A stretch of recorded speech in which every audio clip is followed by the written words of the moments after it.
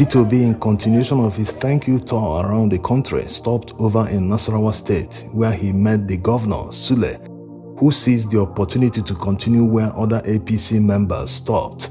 They can't stop telling Peter Obi to join Tinubu or APC. Must everyone be in the same party? Sule told Peter Obi that there is time for politics and politics is over. Now it's time for governance. He urged Peter Obi to tap into his wealth of experience and expertise to support the Tinubu administration in the task of building a secured and prosperous country. He continued, quote, "I want to also call on you, sir, to support Tinubu. The country's challenges cannot be resolved by one person only. We all have roles to play," unquote. Peter Obi, in his response, completely avoided pleas by the governor. We've lost count of how many times an APC member or any other person related to people in power are telling Peter Obi to join hands with Tinubu in order to develop the country. Why must it be Peter Obi that must join hands with Tinubu to develop the country? Why him? There are other smart Nigerians who are knowledgeable enough to solve the many problems. Why are they not approaching the person? The answer lies in the fact that they know that they didn't win the election, they snatched that election from him, and they are afraid of what will come in the future. The only man that was able to rally Nigerians, many people that never voted before, not that they were not old enough to vote, it was just that they didn't trust the system, they thought it a waste of time. But this man convinced millions to come out that their votes will count. In the end, they stole everything. So they just want to make a dent on his reputation. That's what they want to do. They're not interested in solving any Nigerian problem or solving the economic problems. After all, they created these economic problems themselves. So all they want is just to see how they will make a huge dent on his reputation so that he will not be able to command the kind of following he commanded the last time. Yes, they already know that many Nigerians won't come out to vote in 2027. Will you blame them? It doesn't make sense to come out and vote, risk everything, and one man will just sit somewhere, shut down the IREV and announce anything he likes. And the courts will uphold all the rascality and rigging. So no one will waste his time to go and vote again. And they've already started planning ahead because that's what Nigerian politicians are good at. They always plan ahead in elections. But if it is economic planning, they are very poor in doing that. Because they are not interested. They want to steal all the money. They don't want people to be prosperous because the more prosperous the people are, the less likely they are to support bigotry. The less likely they are to vote an incompetent person who has achieved nothing in his life to lead them. So the poverty in Nigeria is very deliberate. It's a deliberate policy by politicians because they know that if you are poor, you can easily be manipulated and enticed with just little money. 1,000, 2,000 people will see it as big money and start singing praises for their oppressors. That's the strategy. They've perfected how they will rig 2027 elections. Wike bragged about it a few weeks ago. With the forces we have, I don't know of anybody who will challenge us. I don't know of anybody who will challenge us. And I tell you, it's like tomorrow is 2027. It's like tomorrow is 2027. So all these people will come and will just write. On the other hand, Tinubu is busy filling all positions and appointing people from the southwest alone, people he can trust to manipulate them to get whatever he wants. The judiciary arm, they are busy appointing their cronies, their relatives, their sons, daughters, in-laws, everything. They are appointing them in positions. These are people who will sit in courts to decide election disputes in 2027. So they have captured the entire system. Is it INEC chairman? Whenever his tenure is up, he might decide to appoint someone from the southwest. The person that will take charge of IREF, that's if IREF will be used because of the precedent that the court set. The person that has been appointed that will oversee the IREF is from the southwest. In fact, he was the one that testified in court that IREF had a glitch. So they've already perfected how the 2027 election will work out. And knowing that Nigerians will come out because of the last experience, they are just afraid that this man might, in the end, still convince people to come out and vote. So they're trying very hard to make sure that they leave a dent on his reputation so that people will say, they are all the same thing. Politicians are the same thing. Like the narrative they were trying to sell. People didn't buy it. People still believe and trust in him that he is different. The only politician that had the audacity to challenge everyone and say, if you have anything on me, I will stop campaigning. Go and verify. Up till now, no one has been able to prove anything and say, yes, this man was involved in social corruption, he did this, he did that.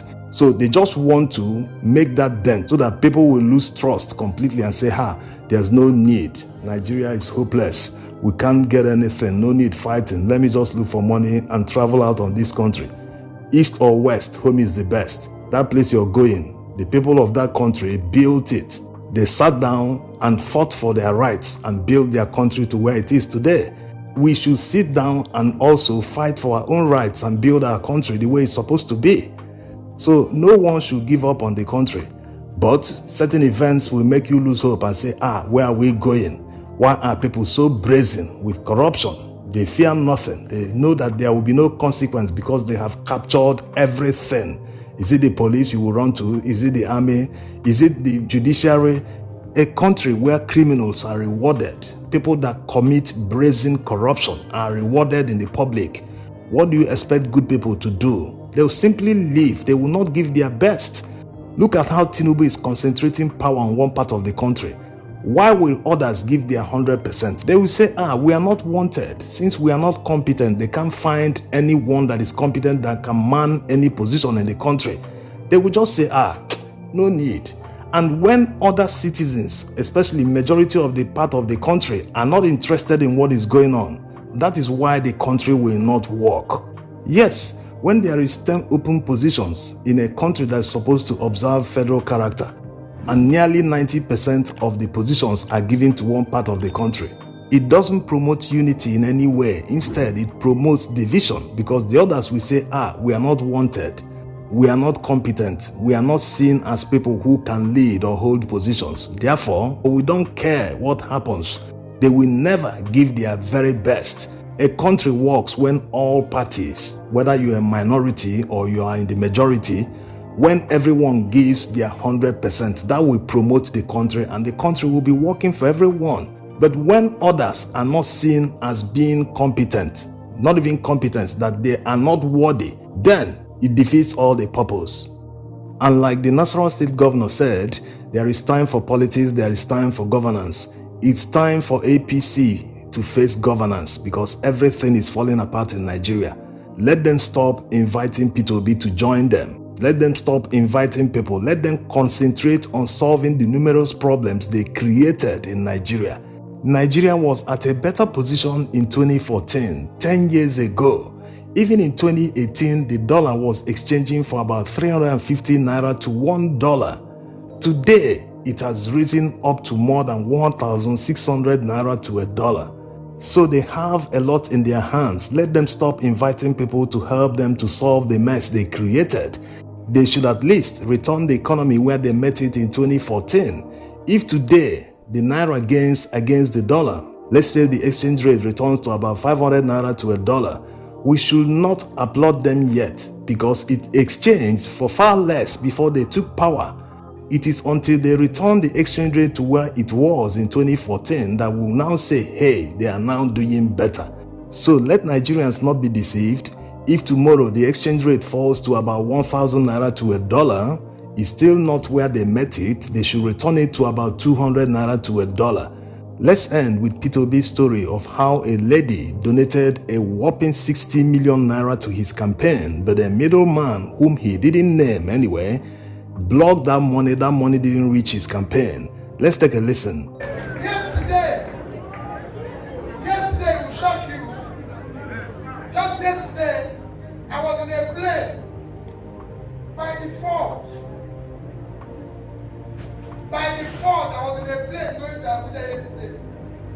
I met somebody just yesterday, who I helped her to carry her bag and everything. And she told me, I supported you. We raised order for you. I will give it to this person. Yesterday, I didn't tell you. Yesterday, I was going to Abuja. She's on her way to travel out of the country. She said, no problem. This one you get to this person. I did not get it. He said, I didn't get it. Let me tell you, don't worry. Send me all the details. I'll show you them. Send me all the details. I'm going to tell this person to give you back your money.